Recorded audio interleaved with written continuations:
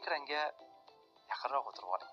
Ishonadiganlar uchun esa bu ilm bo'lishini tilab qolamiz.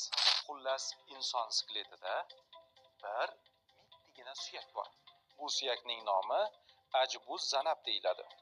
Doktor Usmon Jiloniy va shayx Abdulmajid Zindoniylar 2003-yili aynan shu ajbuz zanab suyagi ustida tadqiqot o'tkazishgan.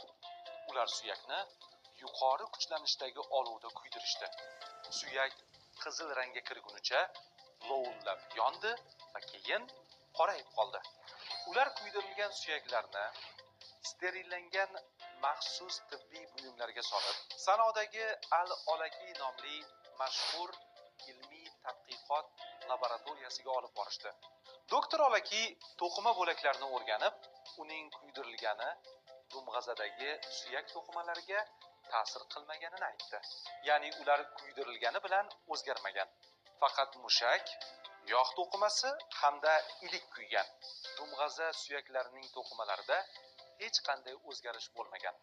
Amerikalik olimlar esa yanada boshqacharoq tajriba qilib ko'rishgan.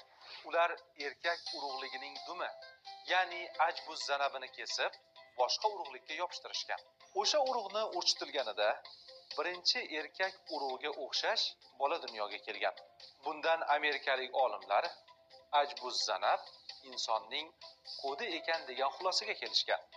Zamonamiz olimlari buni aniqlaguncha bundan 1400 yil muqaddam payg'ambarimiz alayhissalom o'z hadisi muboraklarida bu haqiqatni bayon qilib ketganlar. Abu Hurayra roziyallohu anhu dan rivoyat qilinadi. Rasululloh sallallohu alayhi va sallam shunday dedilar: odam bolasining hamma joyini yer yeb bitiradi, faqat ajbuz zanab chirimaydi. Inson undan yaratilgan edi. Qiyomat kuni undan yaratiladi.